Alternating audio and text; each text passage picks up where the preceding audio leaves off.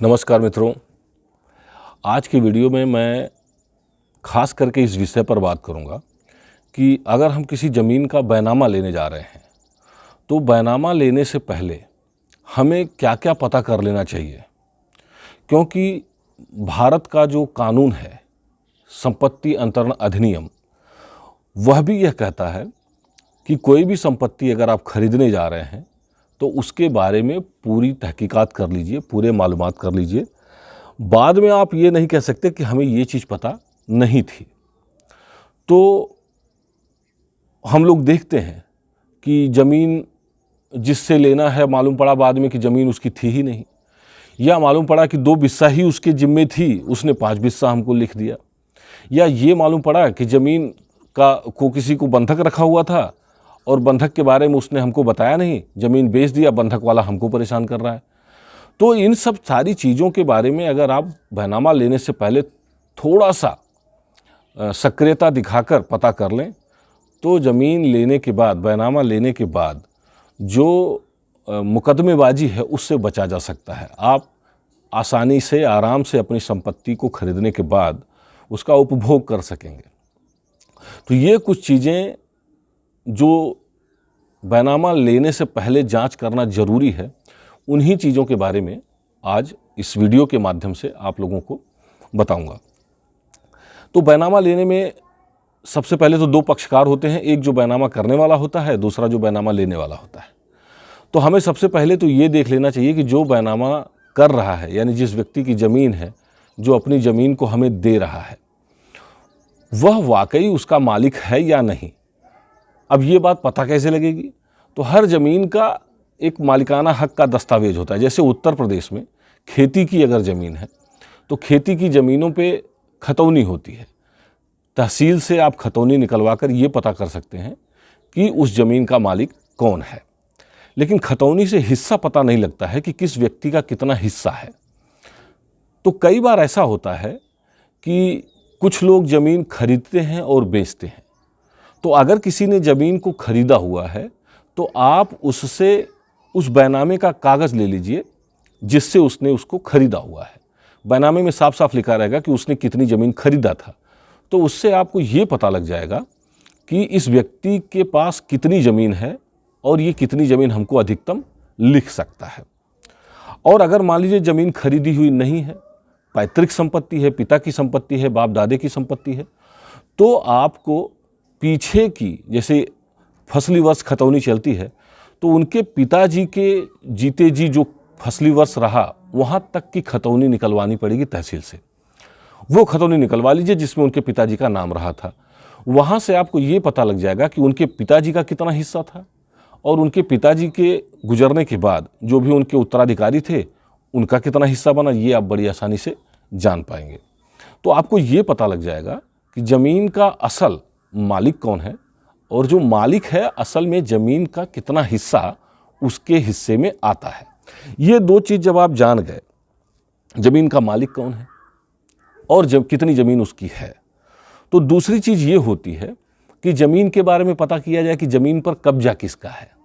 बहुत बार ऐसा होता है कि ज़मीन किसी की रहती है तो वो बंधक दे देता है, पट्टा कर देता है, या उस ज़मीन पर किसी दबंग का, भूमाफिया का कब्जा रहता है और जिसकी ज़मीन है वो उस भूमाफिया से छुटकारा पाने के लिए ज़मीन बेचने की कोशिश करता है। उसने आपसे ये बात छुपा दिया कि ज़मीन पर किसी का अवैध कब्जा है, आपने ज़मीन ले लिया। अब तकलीफ़ ये होती है कि जब आप कब्जा लेने जाएंगे तो वो भूमाफिया खड़ा हो जाएगा कि ज़मीन तो हमारी है, हमारा इस पर कब्जा है, तो अब आप चलिए मुकदमेबाजी में पड़िए। तो दूसरी सबसे ज़रूरी चीज़ ये है, आप ये पता कर लीजिए, पहले तो ज़मीन के कागजात पता कर लीजिए, उसका असल मालिक कौन है और मालिक के पास कितनी ज़मीन है, एक चीज़। दूसरा ये पता करिए कि जो ज़मीन आप खरीद रहे हैं उस पे कब्जा किसका है। जब कब्जा आपको पता लग गया तो तीसरी चीज़ ये होती है पता करने के लिए कि जो ज़मीन आप खरीद रहे हैं उसकी चौहद्दी क्या है। अगर ज़मीन किसी नदी, नाला है, कोई नवीन परती है, कोई खाद गड्ढा है, पोखरी है, या बंजर है, अगर इन सब तरह की ज़मीनों के अगल बगल की ज़मीन है, तो सबसे पहले ये आप तय कर लीजिए कि उस ज़मीन का कितना हिस्सा फ्रेश है। क्योंकि जब भी परती या बंजर या खाद गड्ढा या नाला ऐसी कोई सरकारी ज़मीन होती है, तो ज़्यादातर लोग क्या करते हैं कि जिनके मौके पे होती है वो उसको कब्जा करके प्रयोग करते हैं। और जब कभी गांव में झगड़ा हो या सरकार को ज़रूरत पड़े तो उस ज़मीन को खोज के वो नाप के निकालती है।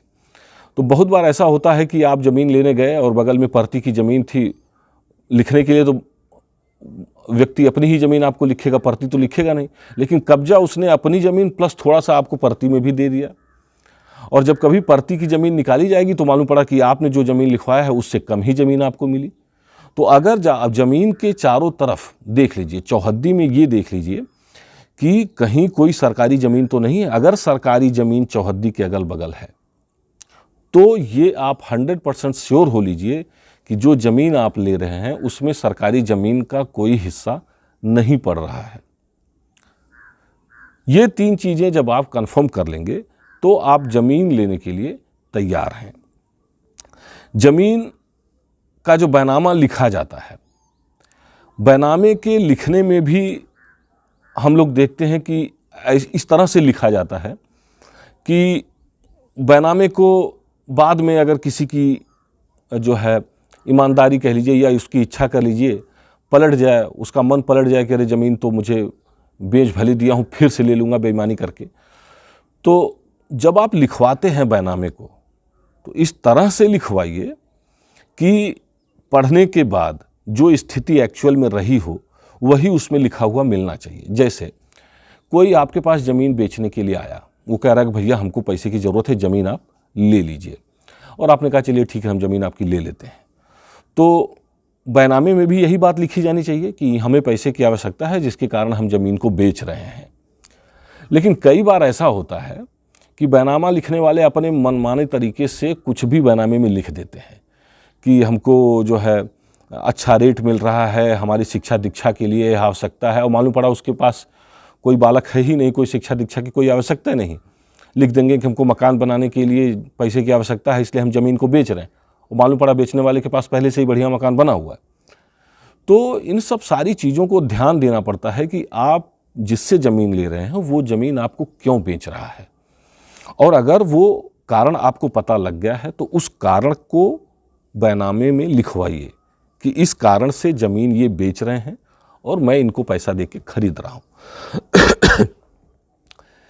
बैनामा जब लिखवा रहे हैं तो बैनामे में सबसे महत्वपूर्ण चीज़ ये होता है कि जिस ज़मीन को आप ले रहे हैं उस ज़मीन की शिनाख्त कैसे की जाए, कैसे उसकी पहचान की जाएगी। मान लीजिए कहीं कोई एक बिस्सा ज़मीन है तो उस एक बिस्सा ज़मीन की पहचान कैसे की जाएगी।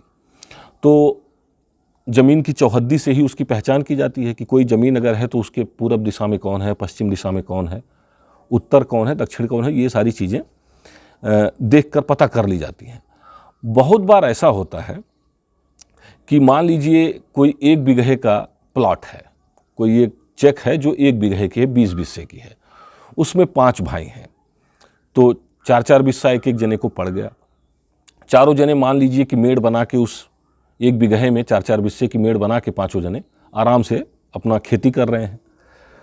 अब मान लीजिए किसी एक व्यक्ति ने, जो 5 लोग हैं उसमें से किसी एक व्यक्ति को अपना ज़मीन बेचना है। अब उस 20 बिस्से में से वो 4 बिस्सा एक व्यक्ति अपनी ज़मीन बेच रहा है।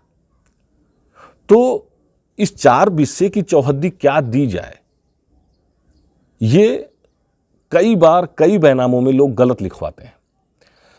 चौहद्दी अगर कोई प्लॉट है, कोई खेत है, कोई गाटा है जिसमें कई सह खातेदार हैं, मतलब 1 बीघे की ज़मीन है, 5 लोग उसके हिस्सेदार हैं, ज़मीन का बंटवारा नहीं हुआ है, कागज बंटवारा का मतलब कागज में बंटवारा होना चाहिए। वैसे तो लोग मेड़ डाल के अपना जुताई बुआई करते रहते हैं, लेकिन उसका कोई मतलब नहीं होता है। बंटवारा जब भी होना चाहिए कागज में होना चाहिए। जब आपका बंटवारा हो जाएगा तो आपकी खतौनी अलग बनेगी, आपका नक्शा अलग हो जाएगा, तब ये माना जाएगा कि जो ज़मीन है उसका बंटवारा हो चुका है। अगर ज़मीन का बंटवारा हुआ है तो चौहद्दी बंटवारे के हिसाब से लिखवाइए। अगर बंटवारा नहीं हुआ है तो चौहद्दी गाटे की चौहद्दी के हिसाब, पूरे गाटे के हिसाब से लिखवाइए। अगर आपने ये काम कर दिया कि जैसे मैंने बताया कि 1 बीघा है, 4-4 बिस्सा 5 लोग जोते हुए हैं, और किसी एक ने अपनी चौहद्दी दे दी कि हमारे उत्तर तरफ दूसरे भाई हैं, पूरब तरफ पहले भाई हैं, दक्षिण तरफ तीसरे भाई हैं, पश्चिम तरफ चौथे भाई हैं, इस तरह का अगर आपने दे दिया चौहद्दी, तो ये समझिए कि ये बैनामा मनसूखी का, बैनामा कैंसलेशन का एक बहुत बड़ा ग्राउंड बन जाता है। फिर से समझिएगा, कोई भी गाटा अगर उसका कागजी बंटवारा हुआ है तो चौहद्दी बंटवारे के हिसाब से दीजिए, नहीं तो गाटे की जो चौहद्दी देंगे वो चौहद्दी आप पूरे गाटे की देंगे। अगर बंटवारा नहीं हुआ, भले उसमें 5 हिस्सेदार हों, 2 हिस्सेदार हों, चाहे 3 हिस्सेदार हों, पूरे गाटे का आप चौहद्दी देंगे। ये एक सही चीज़ आप अपने बैनामे में कर लेंगे तो ये जो बैनामा कैंसिलेशन का एक बहुत बड़ा ग्राउंड बन जाता है चौहद्दी, वो आपके बैनामे में नहीं रहेगा। एक चीज़ इसमें और निकल के आती है कि जब हम बैनामा ले लेते हैं, बैनामा मान लीजिए करने वाले ने बैनामा कर दिया, तो बहुत बार हम देखते हैं कि स्टैम्प चोरी में लोग कंप्लेन कर देते हैं। तो आपकी ज़मीन जहाँ भी स्थित है उसका सही सही वैल्यूएशन करवाइए। बैनामा जब आप लिखवाने जाएंगे तो बैनामा लिखवाने जहाँ लिखते हैं वो खुद ही ज़मीन का वैल्यूएशन करके बता देते, उसका मूल्यांकन करके बता देते हैं कितनी मालियत होती है, और मालियत के हिसाब से 5% उसका स्टैम्प का शुल्क लगता है। बहुत से लोग थोड़ा सा पैसा बचाने के लिए आप 10 लाख, 20 लाख, 15 लाख जो भी है ज़मीन का पैसा दे देते हैं, लेकिन 10,000, 20,000, 50,000 स्टैम्प शुल्क देने में तकलीफ़ होने लगती है। यही जो तकलीफ़ है वो आगे चल के सरदर्द बन जाती है। तो किसी भी समस्या को अपनी बेईमानी के कारण जो उत्पन्न हो रही है उसको हम शुरू में ही फिक्स कर लें, सही मूल्यांकन करवाइए, जो स्टैम्प शुल्क होता है वो सही स्टैम्प शुल्क आप जमा कर दीजिए। जब सही स्टैम्प शुल्क जमा कर देंगे तो भविष्य में कोई भी व्यक्ति अगर कंप्लेन करता है या कुछ भी करता है तो आपके बैनामे में कोई समस्या उत्पन्न नहीं होगी, क्योंकि आपने सही मूल्यांकन पे ज़मीन का स्टैंप लगाया हुआ है, बैनामे का स्टैंप लगाया हुआ है, तो उसमें कोई आपत्ति किसी के द्वारा नहीं की जा सकी, और अगर कोई करेगा भी तो वह सफल नहीं हो पाएगा। जब बैनामा हो जाता है तो बैनामे के आधार पर ज़मीन का जो है दाखिल खारिज की कार्रवाई होती है। दाखिल खारिज का मतलब क्या हो गया कि जैसे बैनामा जब होता है तो बैनामा का मतलब ये हो गया कि एक व्यक्ति ने अपनी ज़मीन को दूसरे व्यक्ति को दे दिया। ये तो कागज़ में लिख लिया गया, स्टैंप में लिख लिया गया, रजिस्ट्रार ने अपने रजिस्टर में इस बात को दर्ज कर लिया, लेकिन अभी आप उस ज़मीन के मालिक तो बने नहीं हैं। आप उस ज़मीन पे कब्जा ले लेंगे, कब्जा भी कर लिया, लेकिन आप उसके मालिक अभी तक नहीं बने। मालिक कब बनेंगे? जब मालिकान रजिस्टर में, मतलब जो स्वामित्व का रजिस्टर है, जैसे जो खतौनी है, उसमें जब आपका नाम दर्ज हो जाएगा। खतौनी में दर्ज होने के लिए दाखिल खारिज की एक कार्रवाई होती है, एक संक्षिप्त कार्रवाई होती है। 30 दिन का समय दिया जाता है। बैनामे के बाद 30 दिन के अंदर दाखिल खारिज की कार्रवाई संपन्न हो जाती है, अगर कोई आपत्ति वगैरह नहीं करता है तब। तो दाखिल खारिज की कार्रवाई जब संपन्न हो जाती है, खतौनी में आपका नाम आ जाता है और आप ज़मीन के स्वामी बन जाते हैं। बहुत बार हम देखते हैं कि दाखिल खारिज की कार्रवाई भी लोग सालों साल मुकदमा लड़ते हैं अगर कोई छोटी सी भी कंप्लेन हो जाती है। मित्रों, इस दाखिल खारिज की कार्रवाई के ऊपर भी मैं एक विस्तृत वीडियो बनाऊंगा और मैं आप लोगों को इस बारे में पूरी तरह से जानकारी प्रदान करूंगा कि दाखिल खारिज की कार्रवाई संक्षिप्त होती है। इसमें जो है शिकायतकर्ता, जो लोग शिकायत मतलब आपत्ति डाल देते हैं, आपत्ति डालने के बहुत ही कम चांसेस होते हैं, और जो लोग आपत्ति डाल के 2-2 साल, 5-5 साल, 10-10 साल लड़ते हैं मुकदमा, ये पूरी तरह से गलत है। राजस्व परिषद हो या उत्तर प्रदेश राजस्व अधिनियम हो या सरकार हो, सबकी मंशा यही रहती है कि दाखिल खारिज की कार्रवाई जल्द से जल्द पूरी करी जाए, लेकिन भ्रष्टाचार के कारण कह लीजिए या अज्ञानता के कारण कह लीजिए, दाखिल खारिज की कार्रवाई भी लोग 5-5 साल, 10-10 साल तक लड़ते रहते हैं। मतलब कई बार तो ऐसा होता है कि अगर छोटी ज़मीन का आपने बैनामा लिया है, सस्ती ज़मीन है, तो उसमें लोग इस तरह से आपत्ति लगा के लड़ते हैं कि जितने की ज़मीन ने उससे ज़्यादा का तो आप खारिज दाखिल के मुकदमे की लड़ाई में पैसा लग जाता है। तो इसके ऊपर भी एक विस्तृत वीडियो मैं बनाऊंगा। मित्रों, एक और चीज़ है, जैसे बैनामा आप लेते हैं तो बैनामा आप किसी ज़मीन का 100 रुपये में लीजिए या 1 करोड़ में लीजिए, मतलब ज़मीन का जो दाम है उस दाम के ऊपर सरकार ने कोई नियम नहीं बनाया हुआ है। जैसे किसी शहर में, बम्बई जैसे शहर में अगर हमको एक बिस्सा ज़मीन लेनी हो तो वो करोड़ों में बिकेगी, लेकिन जिसकी ज़मीन है वो हमें चाहे तो 10 रुपये में भी दे दे, चाहे तो 50 रुपये में दे दे, चाहे तो 1 करोड़ में दे दे। कहने का मतलब ये है कि किसी भी ज़मीन को बेचने में उसकी कीमत जो है वो उसके मालिक के ऊपर निर्भर करती है कि मालिक कितनी कीमत ज़मीन की लेना चाहता है। मित्रों, एक और चीज़ होती है कि कई बार ये होता है कि ज़मीन, मान लीजिए कोई व्यक्ति है अपनी ज़मीन 50,000 में बेच दिया किसी को, किसी शहर की, मान लीजिए शहरी क्षेत्र में कोई ज़मीन है 50,000 में बेच दिया, जबकि उसकी कीमत मान लीजिए 2 लाख रुपये मिलनी चाहिए थी। अब मान लीजिए कि वो व्यक्ति गुजर गया, जिसकी ज़मीन थी वो बैनामा करके आपको गुजर गया।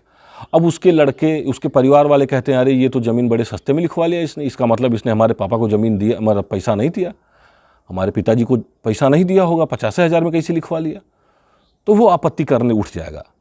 तो इस संबंध में भी बताना चाहूँगा कि एक बार बैनामे में जो भी पैसा आप दे रहे हैं, चाहे 10 रुपया हो, चाहे 10 लाख हो, चाहे 10 करोड़ हो, अगर आपने उसका भुगतान कर दिया और बैनामा करने वाले ने यह स्वीकार कर लिया कि मुझको पर्याप्त पैसा मिल गया है, इतना रुपया मिल गया है जो कि तय किया था हमने, तो उसके परिवार का या कोई भी व्यक्ति स्वयं वह भी यह दावा बाद में नहीं कर सकता कि हमें पैसा कम मिला है।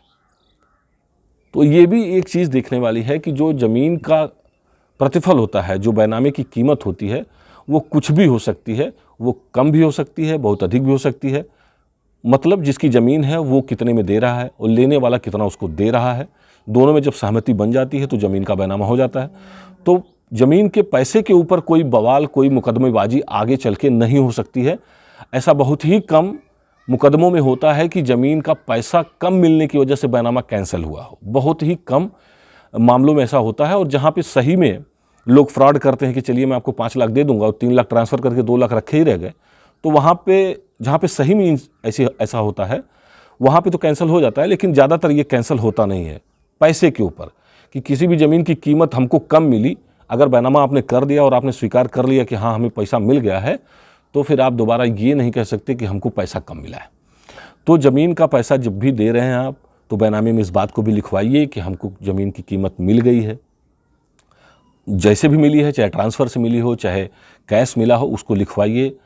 रजिस्ट्रार जो है रजिस्टर करने से पहले वो पूछता भी है पैसा आपको मिला है कि नहीं मिला है, और जो बैनामा करने वाला होता है वो बताता है कि हाँ हमको पैसा मिल गया है, उसके बाद ही वो रजिस्टर करता है।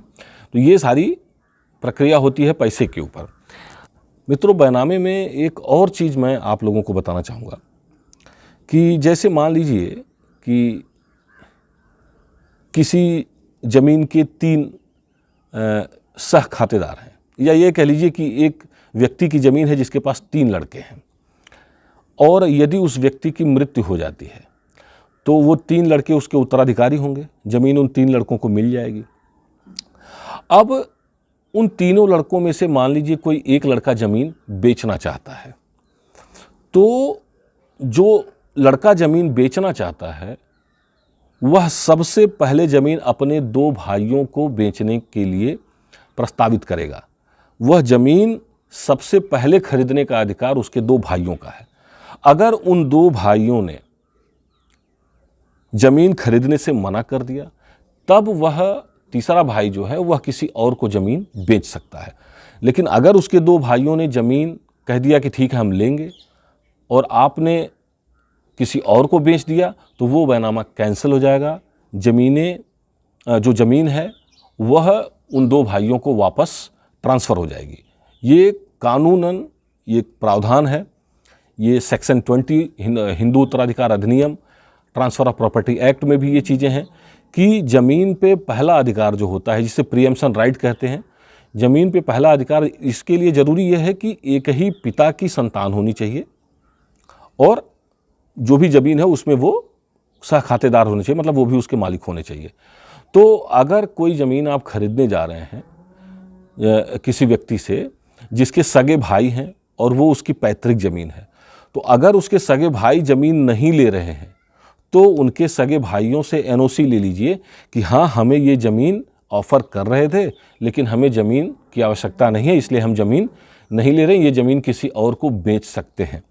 अगर ऐसा नहीं है तो वो व्यक्ति जो ज़मीन बिना अपने भाइयों से पूछे बेच रहा है, और जो व्यक्ति बैनामा ले रहा है, ज़मीन ले रहा है, उसके लिए आगे चल के समस्या हो सकती है। उसके भाई मुकदमा करके वो ज़मीन वापस पा सकते हैं। तो ये कुछ चीज़ें हैं बैनामे से संबंधित जो आपको जानना चाहिए। और इसके संबंध में अगर आपको लगता है कि कुछ और जानकारी आपको होनी चाहिए, या आपको लगता है कि आप कोई बैनामा लेने जा रहे हैं और आपको ज़मीन के बारे में या उसके मालिक के बारे में या उसके बारे में क्या सही होगा क्या नहीं होगा, ये सब चीज़ें अगर आप जानना चाहते हैं, या कई बार ऐसा होता है कि लोग कहते हैं कि ज़मीन के बदले ज़मीन, तो अगर ज़मीन के बदले ज़मीन लेते हैं तो मित्रों ये बैनामा नहीं होकर ये विनिमय हो जाता है कि ज़मीन के बदले ज़मीन। तो जो भी ज़मीन की खरीद फरोख्त करना चाहते हैं, अगर आप ज़मीन खरीदना चाहते हैं और आपको अगर कोई कन्फ्यूजन है या आप अपने से पता नहीं लगा पा रहे हैं, तो आप हमसे संपर्क करिए और आपको जो है सही सुझाव दिया जाएगा, ताकि भविष्य में चल के आपको किसी मुकदमेबाजी में ना फंसना पड़े और आप अपनी ज़मीन का आनंदपूर्वक निर्बाध रूप से उपयोग कर सकें। तो मित्रों, आज की वीडियो में इतना ही। कोई अगर आपको संदेह है, कुछ और अधिक जानकारी आप चाहते हैं इस विषय पर, तो आप हमसे व्यक्तिगत मिल सकते हैं, फ़ोन से बात कर सकते हैं, हमारे कार्यालय पर भी आ सकते हैं। आज के लिए इतना ही। धन्यवाद।